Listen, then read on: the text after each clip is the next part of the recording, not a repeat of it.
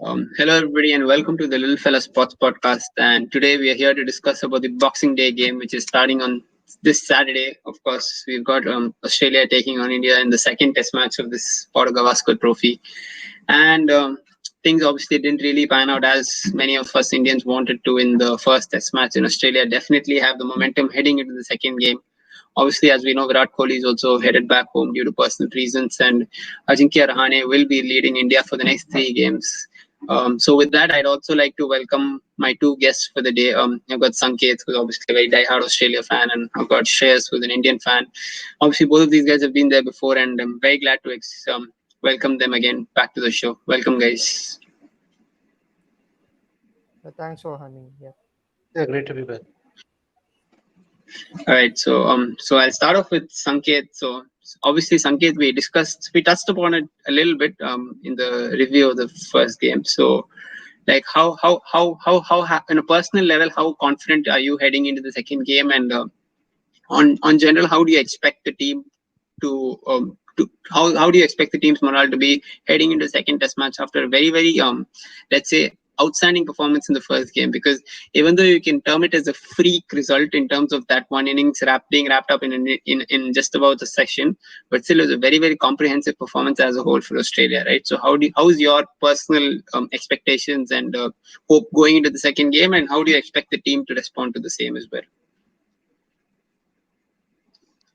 But I think the team is obviously in a buoyant mode. I think after that comeback was just it was stuff dreams are made of. I don't think anyone expected, even in the wildest of our imaginations, for the things to transpire the way they did on the third day at Adelaide. So yeah, obviously great comeback, and I think one thing that I've always believed with Australia is that we are great front runners. I don't think we are a great team, as great a team when backs are against the wall.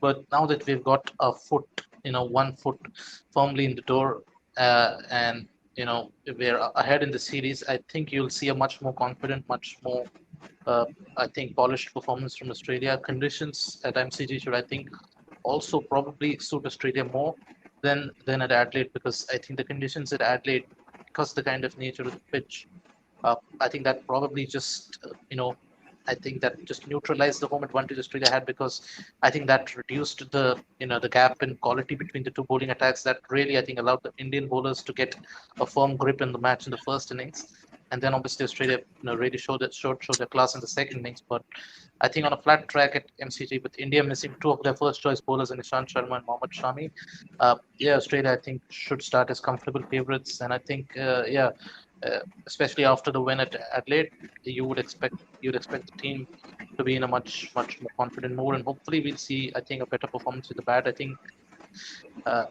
obviously we won the first test, but I mentioned that this in the review episode as well, that there are still plenty of areas for improvement. The batting efforts at Adelaide left a lot to be desired, and that is something that I would like to see improving, going forward in the series, especially at MCG, because you're going to need big runs to win at MCG. 250s and 300s are not going to be enough. MCG is a surface where you generally need 450 in the first innings. So whether you're batting first or batting second, the batsman must be prepared to grind it out and get the big scores. So hopefully we see an improvement on that front going forward. On Boxing Day. Fair enough. You touched upon a very interesting couple of points there in terms of Australia's batting performance. Because on a personal level, I was kind of surprised by their approach.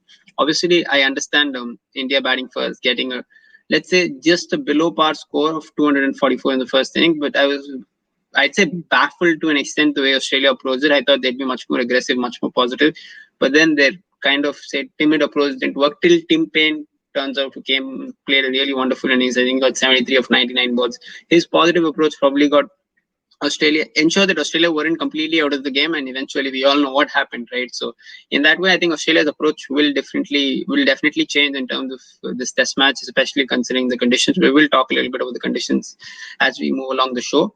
So Shreyas, on the other side of the coin, obviously things really didn't go upon as planned in the first Test for India. First couple of days, obviously very good. We were definitely ahead heading into day three, but day three was nothing short of pure horror from an Indian point of view. So as I asked Sanket, from an Indian perspective, how How are you feeling on a personal note, and in general, how do you expect the team to bounce back?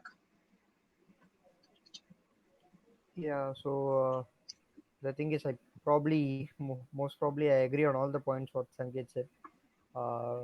Like Australia didn't bat as expected in the first test, in the first innings. So yeah, that is maybe one positive. We bowled a bit better uh, in the first innings last test, and that's one positive that we can take. And also how Pujara and Kohli batted in the first innings. That was one positive that we could take. They showed a lot of attrition, and they got through the day. Basically, we basically won 4 of the 6 sessions in day 1 and 2. If you see on that one session, it on day three, it basically India basically collapsed, and rest is history. So those are the positives that we can take from the game, and of course, Ashwin bowled really well. And yeah, we should take those positives and move forward to the second game so we can compete. And most probably, I think, as I told in the earlier episode, I think the it'll be a typical MCG pitch. So again, if we get to bat first, we need to get around 400, and for that it requires a lot of patience and attrition.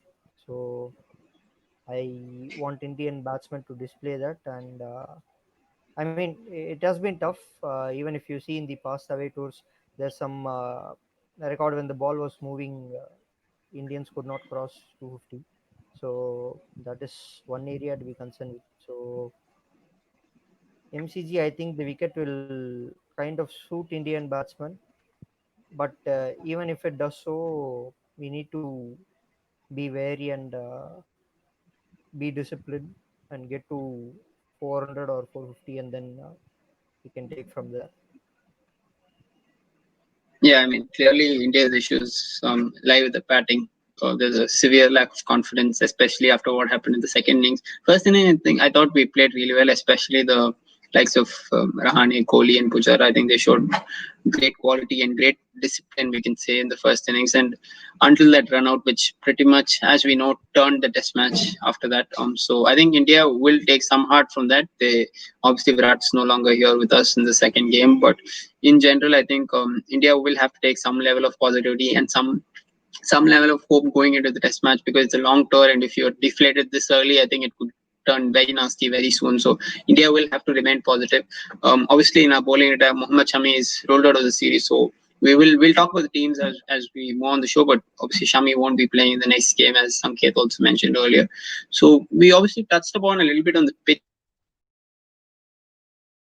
Yeah, I think Anirudh's internet connection, it has some problems. So Sanket, are you still here with me? I'm here. I'm here. Yeah. Yeah. So yeah, can we talk about pitches and conditions now? So what do you expect this for this Boxing Day test at the MCG? Will you think it will be like what we had in the earlier tour, or do you expect a different wicket? I think I would expect more of the same. The nature of the surface, the MCG hasn't really changed much for, I think, the last seven, Yeah. 8 years. I think the last time MCG probably had a really seamer friendly surface was probably made way back in 2012, or maybe the 2013-14 Atlas, when the tracks had something in it for the seamers. Since then, it's been quite a batsman friendly surface. I would say the pitch for the last year's test against New Zealand was probably more bowler friendly compared to some of the others that we've seen, but it was still a surface where you can comfortably score for 400, 450 on in the first innings. So I would expect something similar. I think that is about as bowler friendly a surface as you're going to get at the MCG. I certainly do not expect a 250 place 250 game again. I think it's going to be a good batting surface. I think you're going to need at least around 400 in the first innings. Whoever bats, they're going to need to put runs on the board. And yeah, I mean, there might be some variable bounce as the game goes on. If at all the pitch does deteriorate, I think the last time around when these two sides met in 2018, I think there was some sort of variable bounce as the match went on, and the Indian seamers exploited it really well. And they obviously had a big first innings total on the board, and that really set the game up for them. So Yeah, I think big first inning runs is once again is going to be the mantra for the test match. And yeah, I would expect, and there's talk that MCG might even host two test matches because of the COVID situation in New South Wales. There is uncertainty about the location of the third test. There are several possibilities being mooted, from Melbourne possibly hosting two test matches to even Sydney hosting two test matches, and instead of going to Brisbane, or on there's also the possibility of Brisbane hosting two test matches, I guess. But so there are various permutations and combinations, and the Boxing Day curator, that's the Melbourne curator, just today made a statement that we are prepared to host even two test matches if we want. So if the pitch is going to host two test matches, then I'm assuming that it cannot be too bowler friendly to start off with, because it's virtually two back-to-back test matches. Although there is a longer gap than usual this time around before the New Year's test, but if the track is at the MCG is too bowler friendly, for the first test, then it's going to be hard to prepare another surface once again, assuming it's played on the same strip for the next one. So I wouldn't really expect anything too drastic from what we've seen at the MCG over the last several years. Yeah, fair enough. I mean, I lost a little bit of them in between, but yeah, I think I agree with what you said. With considering what we've seen with at MCG in the last few years, generally you have to bat first and bat really well. Whether you're batting in the first innings or the second innings, you need to put up runs on the board because, as you mentioned, it's not really going to help the bowlers too much. And with the bowlers, with the batsmen under pressure, I think India will definitely be on the back foot more than Australia because in terms of confidence, I think after being bowled out for 36 to go out and being expected to score 350, 400 is definitely a huge pressure on India as such. So we'll obviously have to wait and see how things pan out on that front. I just want to ask you, how do you expect, how do you think of spinners will play a role in this test match? Obviously, not initially at least, but on days 2, 3, 4, 5, how do you expect spin to come into play?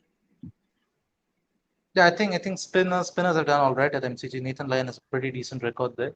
It's not his best venue in Australia. I think he's got a better record at Adelaide and Brisbane. He's also got a pretty good record at Perth, but he's done well. He's done well at MCG. I think his worst venue in Australia is probably Sydney, where apart from the last test against New Zealand, he's generally struggled there. But he's done well at Melbourne. I think the one test where I remember him struggling at the MCG was probably against India when they batted first, and Mayank Agarwal and Pujara really took a liking to him. But other than that, he's bowled really well there. And yeah, I think the conditions, you would expect that there to be some sort of assistance for the spinners as the game goes on. I think Jadeja had a pretty decent test when he played for India in the 2018 Test match.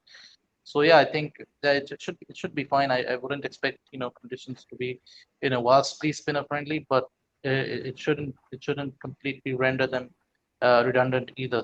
So yeah, I think you would probably see more assistance for the spinners maybe in the second innings, but yeah, definitely something to play with. Fair enough. So now we'll move on to the team changes. So obviously with India, there are a couple of forced changes with Virat going back to India and Mohammad Shami obviously being ruled out. So Shreyas, apart from those two obvious changes, what are the other changes you expect to happen more than, let's say, more than what you want to happen, but what are the changes you expect to happen from an Indian Yeah, perspective, of course? I think it's actually basically a known secret now that Shubman Gill and KL Rahul, I think they'll come into the 11. We've had reports from various reporters that KL Rahul and Gill both had long sessions in the nets. So it's pretty evident now that both of them will play.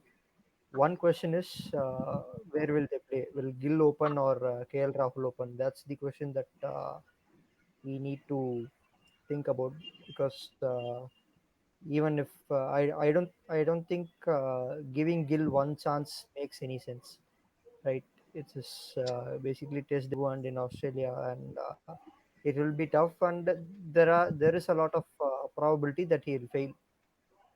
So giving one chance to Gill and then slotting Rohit in again at the opening, I don't think it makes a lot of sense. I hope he performs well, but even if he fails, I think we need to It is a long run. give him a chances. And the thing is, number 4 is better suited to him, in my opinion, for a debutant to come and establish himself first. It gives a lot of confidence. If if the team is well set, say 150 for 2 or something, it naturally gives the batsman some confidence. So I think I would like Gill to play at number 4, but I don't know what's going to be the decision exactly. So that's the thing. There are reports that even Ravindra Jadeja they might consider. So we don't know what's going to happen exactly. We have to wait and see. So Anirudh, Yeah, I go think ahead. with Jadeja, I think the reports are that he may play ahead of Hanuma Vihari, but I think it will be very, very unfair considering the fact that Virat Kohli told that Hanuma Vihari is the player to watch out for in the series before the series. So I'll be slightly surprised if that change happens. I think it won't be fair at all on Hanuma Vihari to play. I think, and of course, Ashwin has to play. He was probably our best bowler in the first Test match, and Ashwin continues to retain his place. And obviously, the other change I think is Siraj or Saini in for Mohammad Shami. But I think on the back of his red ball record and on the back of the fact that I think he deserves an opportunity, especially the way he's done for India and in domestic level, and the fact that Saini really hasn't been in great form. Although I know it's a different format, but he hasn't been in great form, or he probably hasn't got the confidence right now. So I think on the basis of that, I think Siraj definitely deserves an opportunity ahead of Saini. So I think these are the four changes. I think pretty certain. The fifth one, four changes in terms of Prithvi Shaw obviously making way for Shubman Gill, KL Rahul making way. Prithvi Shaw making way for Shubman Gill. Virat making way for KL Rahul, Saini making way. Siraj probably making in for Shami. And the other one we forgot to speak about was I think Rishabh Pant will definitely play ahead of Ridwan Saha. I think there's no question about that this time. I think Saha won't play. So that's the fourth change. I think fifth one is what we discussed. It may or may not happen. We're not yet sure. There's still a couple of days before the game. So the other one's a bit in the air. So we'll have to just wait and see whether that change Do takes you place. think Sanket, I'm not sure. they'll drop Ashwin? Yeah, tell me. Do you think they'll drop Ashwin? Because you've seen such No, no, no. instances being happening a lot of times in Indian No, cricket team, right? I mean, no. I Ashwin will don't play. think in good nick. So, but No, you've I'm seen pretty sure Ashwin will play. happen. Yeah. No, I agree with what you said. I mean, I'd not be 100% surprised or anything, but I'm pretty sure on the back of that performance, I think Ashwin will play. He deserves to play as well. So I'd be very, very surprised if that change happens. So for now, we'll have to just wait and see. From an Australian point of view, Sanket, obviously today news came out that Warner isn't available for the second game either. So do you expect any changes, or do you think Australia will go in with the same team? I think it will be the same team, and I think then the David Warner's unavailability has probably actually saved the selectors from having to make a decision, because they had actually rejigged the entire batting order just to fit Cameron Green in for the first test. Uh, when at Adelaide is probably the one venue out of the four venues for the series where you probably don't need the fifth bowler as much, because it was supposed to be the most bowler friendly test of the series, with the pink ball and day and night conditions. Whereas Melbourne and Sydney, these are two flat wickets. You need the fifth bowling option there. So it would have been quite hypocritical and strange to see Cameron Green left out to make way for David Warner at MCG after having given him a debut at Adelaide, and having changed the entire batting order around just because the coach is somehow reluctant to drop Joe Burns. I don't know for what reason. He just scored one half century, but he's got 70 runs in 10 innings before that, so at an average of 7. So one innings where he was just hitting out and he had nothing to lose basically, and he just got 150 against a team that was obviously deflated after that collapse, and they were just they were desperate for wickets. That was not really a conventional test match type situation, and I've seen absolutely nothing in his game to suggest that his technical flaws, which have existed in Test cricket, right throughout his career, when he made his debut, I think 4 or 5 years back, there's absolutely no evidence that they have gone away. So for me, if David Warner were to be fit and if I were to make the call, I think it's an absolute no-brainer that Joe Burns should have been the one to make way. But the selectors somehow see it differently. They somehow are desperate to fit in Joe Burns at any cost. I just don't understand why this obsession with such a player with such a mediocre record. But yeah, for now, I think because of David Warner's injury, Cameron Green is certain to get another game. They obviously cannot drop Matthew Wade one test after having batted him out of position. So I think that is again another tough call that they've been saved from making. There have been some suggestions that Travis Head might be dropped, which again is a bit ridiculous. He got 102 tests ago, and he's been one of the leading run scorers in the Sheffield Shield this season. So again, dropping him just to have Joe Burns at the top is again something that I've never really understood. But yeah, for one more test at least, I think it is the selectors are probably spared from making that call. And yeah, I think performances in the second test should probably make that more clear. And whether if Joe Burns gets a score in the second test in a more conventional kind of way, in a more conventional test match situation, then yeah, maybe he does deserve another game. If he fails and the same issues resurface, then I think that probably makes the call to drop him at Sydney a little bit easier. So yeah, I think it will be interesting to see how it plays out, but I would expect the same 11 for Box. Fair enough. I think, yeah, in terms of Warner's unavailability, meaning that there's no need to make any changes. And apart from that, unless there are any fitness issues, I think it's pretty clear that with the high morale and the confidence Australia going in with, I think there's no need to make any other changes from an Australian perspective. So finally, going into the predictions. So obviously, it's going to be a very difficult game for India. Australia high on confidence. Obviously, India won at MCG last time around, so they can take some hope from that performance. Obviously, things are very different this time around. So, and also Virat isn't around. It's going to be Rahane who will be leading India this time. So, first of all, Sanket, what are your predictions? Do you expect Australia to go 2-0 up, or do you expect India to somehow bring a comeback, show some sort of fight? So, what are your predictions? I don't think India will go lying down. I think one thing that we've seen noticed with this Indian team is that I think they've actually bounced back pretty well after defeats. They lost the series 2-0 in South Africa, and they still bounced back to win what was virtually a dead rubber. Whereas in the past, some Indian teams, after losing the series, they just tended to give up, and they usually ended up getting whitewashed. This Indian team was different. Even in England, they went 2-0 down. They were hammered quite badly at Lords, and they still managed to win the third test. And were very competitive in the last couple of test matches. England basically edged them in a few key moments, but they were very competitive right throughout the series despite going 2-0 down. And then obviously they won in Australia. Uh, so yeah, I think this Indian team has shown that they bounce back pretty well under pressure. I don't expect them to give up. So I think if they lose the test, it will once again be a matter of skill, rather than them being disheartened or anything like that. For me, I think in the absence of Virat Kohli and Ishant Sharma, Mohammad Shami, yeah, I think Australia have a clear advantage. I think India obviously they have to win the toss and they have to bat first. If they lose the toss, then I think that's game over for them. If they win the toss, they have some sort of chance because, as I said, Australia's batting lineup, especially under scoreboard pressure, hasn't really stood up. I think the last time Australia won a test batting second, after the opposition had posted a decent total on the board was way back in 2017 18 Ashes series when Steve Smith, had that brilliant series where he got those runs at Perth and Brisbane where he got big hundreds.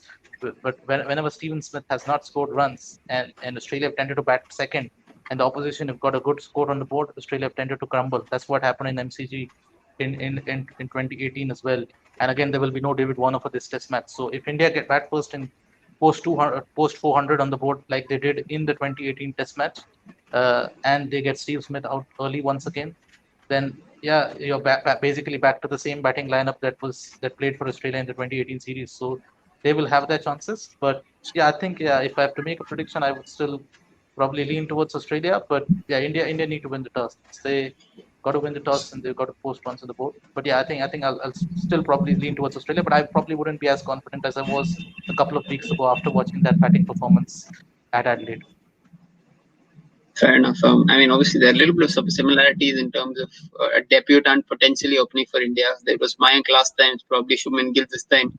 The batting orders obviously reject a little bit. So things weren't too different back then in MCG, obviously, confidence wise. And this Australian team's morale was slightly different. But I think India have to hope, because if you go into the test match deflated, I think you're gone, you're done out there, because it's obviously going to be very difficult. But India will have to hope and show some fight, because as we mentioned even in the last episode, this Indian team largely under Virat Kohli in test matches have showed incredible fight. Generally, we've competed really well away from home, but that test match in Adelaide was some sort of a let's say you could hopefully term it as one of those days where nothing went wrong. But I think this time there's no excuses. India will have to at least show some sort of fight, because we've got enough quality to at least compete, if not win. I can understand not winning in Australia, I can understand, but we have to at least show some sort of competitiveness and show some fight. So obviously that's the hope from an Indian perspective. So Shreyas, what's your prediction, and how do you expect this test match to pan along? Yeah, I agree with both of you. I think it will be really, really tough for India to stage a comeback after this loss and after all these injuries and missing key players like Kohli and Sharma. Yeah, but the thing is, there's still hope. There's still only 1-0 down. So if the team managed to show a fight or maybe bat it out or like if we capture some key moments ahead, if we bat first and get some runs on the board, we have a slight chance. But still, I think Australia, they'll be with full confidence and they are most likely to win the test match. I'm actually quite excited to see Shubman Gill and KL Rahul back in. I mean, KL Rahul back in the whites and Shubman Gill as a debutant. So if those two get runs, it will be a huge positive for India in the long run. As far as the result is concerned, I still expect Australia to win. If India wins this game, you will see a different Shreyas in the review.